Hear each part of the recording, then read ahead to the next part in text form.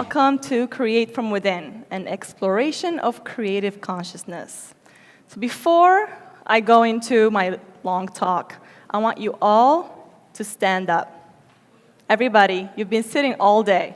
Stand up, and I want you all to take a deep breath and a big stretch. Stretch it out. So today we're talking about conscious creativity. Keep stretching.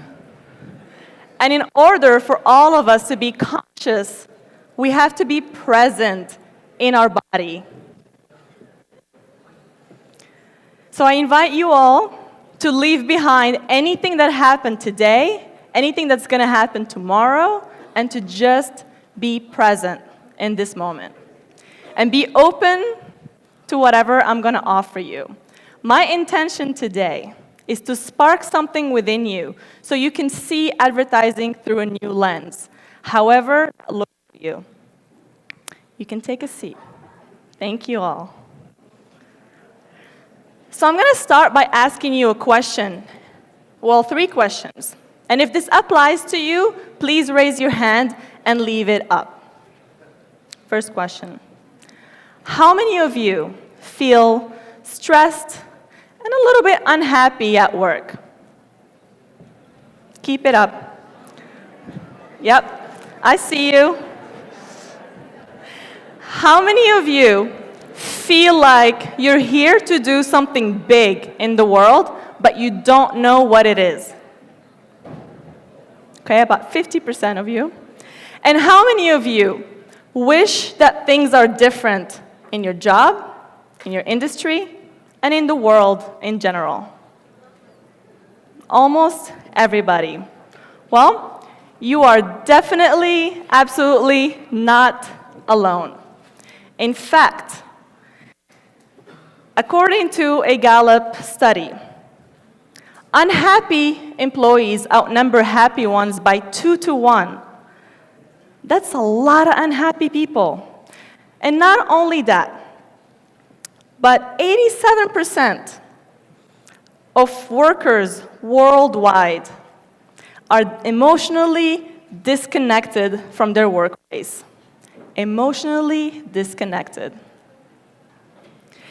This leads to companies losing talent. Can you all hear me? Yes. This leads to companies losing talent, losing money, and people emotionally disconnected by choosing jobs that they're not really invested in. It leads to happiness. So you might ask yourself, why? Why is this happening? Well, I gave this a thought, and I realized that there were 2 reasons from my perspective. The first one is that people are emotionally disconnected from their workplace because they're emotionally disconnected with themselves. They don't know what their emotional needs are, and they think that their physical needs, like money, power, awards, are enough to make them happy. And that's obviously not the case. Now, second reason is that people have this mentality that change starts from the top. That they're waiting for their companies, their jobs, their governments to change. But these things, these systems, are not going to change. They have no consciousness. They were put in there by people. And systems don't change. Only people change. So, if 87% of workers worldwide are emotionally disconnected from their workplace, the first step to finding happiness is to be aware and to be conscious of your emotional needs and prioritize them. It's no longer about the physical needs anymore. And this can look different for every single one of you. Everyone has different needs. But your job is to find out what that is and set out to make it happen. When I was 15 years old, this was in Morocco because I'm from Morocco. When I was 15 years old, I had a vision of me speaking to the masses kind of like today, but on a bigger scale, much bigger scale. I saw myself bringing people together, empowering them, uplifting them, uniting them. In that same year, I saw a movie, but I won't tell you which movie because it's very embarrassing. But this is the movie. It's horrible. But it had nothing to do with advertising. But Keanu Reeves here was a creative director in advertising. And there was one scene of him presenting ideas to a hot dog client. And they were horrible ideas. Very, very bad. But that was enough for me to have my aha moment. Because I thought, oh my God, there is a career where I get to create and speak to the masses. There is a career where I get to share my own creativity with the world, uplift them, bring them together. At that moment, I saw the potential of advertising, and I completely fell in love with it. I saw advertising as a tool to bring people together. Because in a world where we're all in our own little bubble, advertising may be the only thing that we all see simultaneously. Think about it. I might be living in Brooklyn, doing my own things, and you're here in Guayaquil doing your own thing. But if we see the same campaign, it might bring us together in a way. That's how I saw it. And it got me thinking, can advertising be used as a healing tool in society? Can it? Well, a couple of years after that, I left Morocco, moved to the United States to study advertising. I had the vision. And then I moved to New York City to my very first job, and I was really excited. But when I got there, I realized I was in a completely different industry than the one I had imagined. Completely different. And besides the long hours, the big egos, and the waste of money in a world that desperately needs basic resources, I couldn't overlook the lack of diversity and representation in the advertising industry. I was thinking, if advertising is how we communicate to the masses, then how come the people we're speaking to are not represented in the agencies we're creating from? In the United States, that meant women and people of color. And I just happened to be both of those things. So these issues affected me directly. And I needed to do something about it. So I did what I knew how to do best, which is fight back and bring awareness to things, bring people together. So I ended up spending 90% of my ad industry, my career in advertising, 90% of my career in advertising, doing work around these issues, bringing awareness to that weren't even talked about at the time. And while I did bring awareness to a lot of these issues, I received my reality check when I went to the Cannes Lions Festival in 2014. At this point, I was already unhappy, stressed, emotionally disconnected, and I really desperately needed the leaders of the industry to re-energize the passion that I had in the beginning. I was waiting for them to tell me how to solve these problems. I was waiting for them to inspire me. And I was wrong, because I was waiting for change to happen from the top. So my experience at Cannes ended up being a blessing in disguise, because it gave me the most important realization. And that is, the system is too big and too comfortable to change. And change simply cannot happen from the top. We heard about this a couple of talks today that was mentioned. Change that I was looking for had to happen from within. So in other words, if I wanted to do something, if I wanted to change something, I had to do something about it, and I had to change it myself. So after some years of soul-searching and depression, I realized that my emotional needs weren't being met. And I finally said, enough, to the agency world. So I left, and I wrote about it. My emotional needs at that time were to help and empower underprivileged people in America. Sorry, my bad, in the United States. It's a big mistake we say in the United States. My emotional needs were to help and empower underprivileged people in the United States. Especially after this dude became president and made everything a whole lot worse for all of us. So I set out to fulfill those needs. I didn't know how that was going to manifest, but I dove right in. So I started an agency called Majorité, where I pledged to only work with brands and clients who believe in the same values that I did. It was hard at the beginning because I had to hold myself accountable and turn down so many clients because of what I pledged. But after a little while, clients started trickling in, and I started getting business. But even then, something inside me was telling me, this is not enough. You have to go in the ground, and you have to make impact and measure it.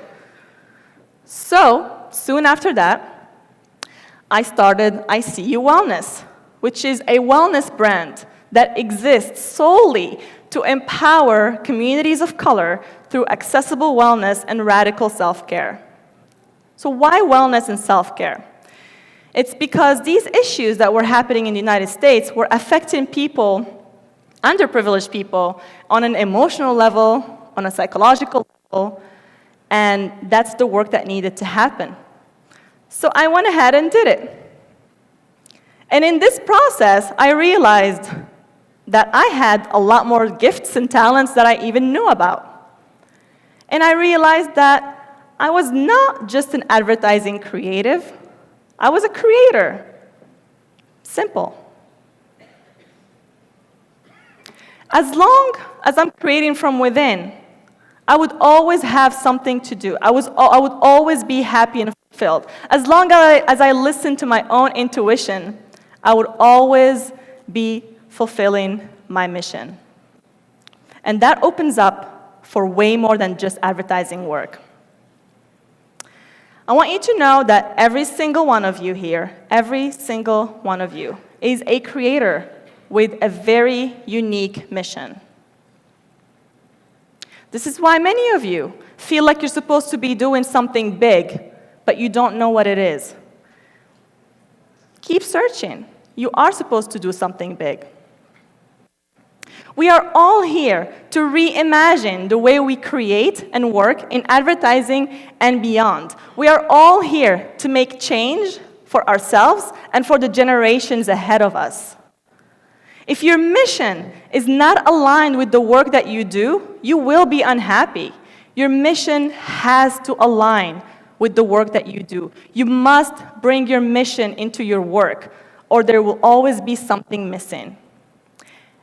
And even if your clients don't have a strong mission, your role as a conscious creator is to guide these agencies and brands to create more consciously. That's our role as a creator. So, I'm not saying you should all quit your jobs. Don't do that. We need you in the industry. And I'm not saying you should all start your own agency, because that was my path. But what I'm saying is, I see a huge potential in the industry. And if every single one of you dig deeper within themselves to find their mission and bring it into the work, I am sure that we will make the industry better and the world better. Because it is time that we bring consciousness into our work. And this is not because it's a nice thing to do. Social work is a not nice thing to do. That's not what I'm talking about.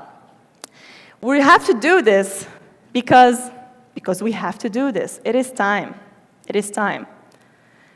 The world is changing, and we have to change with it. The way that advertising has been done since the 50s, since it last changed, has to change again to match what's going on in the world right now. So let's take a look at what's going on in the world. Well, first, the world is in crisis. From global warming to human trafficking, slavery, the rise of extremism. We are reaching a boiling point where we all have to become part of the solution. Because these issues affect all of us globally on a planet level. And this is not an advertising issue, per se. It is a human issue that advertising can help bring awareness and consciousness to. We are experiencing a global awakening. People are awakening from all over the world, and they've had it. They don't want to listen to advertisers anymore. They don't want to listen to even governments anymore. This is the beginning of a global awakening that we will all experience eventually, and it will change the way we create and we exist in society. And we may not all be talking about this right now, but I promise you that by 2020, and remember this will be a global conversation. Another thing we're experiencing is people power. Because of social media, people are more powerful than ever. This is the first time in the history of our industry that people can destroy brands with 140 characters. And that's how it should be. People now expect advertisers or brands to participate in the same activism and the same causes that they care about, and to put money towards them. Or they can spend their money somewhere else. And because of all of these factors, because of all this, advertising as we know it is becoming less and less effective. Because people are awakening to old methods. Old methods don't work anymore. So the solution is quite simple. We must release that control and give the power back to the people. Because when we do, we regain our own power. Brands should serve people and not the other way around. We must create with empathy, compassion, and service to humanity. And let me tell you, this has never been done before. And I'm not even sure this is resonating with you all, maybe in 2020. But we are in historic times. This is untouched territory. And it's exciting that we get to redefine how we do our work. Because you have to realize that we are not just creating ads anymore. We are writing history, and we are designing the future. And while we get paid to represent brands, we are born to represent humanity. And the goal is to find harmony between the two. So, can advertising be used as a healing tool in the world? I know it's a big statement, but I personally believe that it can. With the right perspective, advertising has a chance to bring people together and to do so much good in the world. Because we have so much power. And what if we use it to do something good in the situations that we're experiencing right now on Earth? But first, we have to see things differently. We have to replace old ideas with new ones. In a way, we have to reprogram our mind and how we were taught to do things. I have some thoughts on how to do that, some suggestions. First, we must create with the awareness that we are not just advertisers. We are human, and we are creators. And whatever we create has so much impact. We have the power to do so much with what we create. We must create with intention. We can't just say, I just want to make cool stuff. That may work at some point, but we can't do that anymore. We have to have a vision. We have to want to create impact. We have to be specific about what we want to do. We have to create with conviction. We can't say that we don't have power, even in our jobs. We have to be brave enough to speak our truth and hold agencies and clients accountable. And we have to create with integrity. We have to go from, I just want to win awards, to, I want to create so much impact that I get recognized for it. It's not the reason to create. And we must create with empathy. We heard that today a couple times. We can't create from our egos anymore because we want the recognition. We have to create from our hearts because we care about something. We must create with passion. Don't just answer the brief. Add your special sauce and your mission to any brief. Your job as a creator is to take any brief and add yourself to it and make it what you want it to be. Otherwise, you're just answering the brief. You're not adding, you're not making it powerful. And finally, we must create from within. We must prioritize our why. Our why is the reason why we are even here. It doesn't matter what you do until you realize why you do it. The why is what creates impact. This leads me to my next point. People don't buy what you do, they buy why you do it. So people don't buy what you do, they buy why you do it. And the golden circle idea is specifically important for our brands and our clients. Because if brands don't function, don't create from their why, they will never be as successful as Apple, for example. And if people are not creating from their why, they will not be fulfilled and happy. So you have to ask yourself, do you aspire to be like Apple, a leader with a clear vision and a clear mission? Or like Microsoft, a follower with a fuzzy vision and inconsistent mission? That's your choice. And you know, the same thing applies to humans. Same thing applies to people. We also have a golden circle, and it goes like this. Our what is what we create with our hands. It's our art, copy, design, code. Anything can learn the what. Our how is the talent, our talent, the technique that we use, our point of view, and the way we see the world. And our why is what drives everything. Our why is our consciousness. Our why comes from within. Our why is in our heart. People think that consciousness comes from the mind. It doesn't. It comes from the heart, from the soul. So in order for you to create your best, most impactful work, you have to dig deeper into yourself and ask yourself this question: what drives me? What keeps me up at night? What's my life purpose? And what am I passionate about?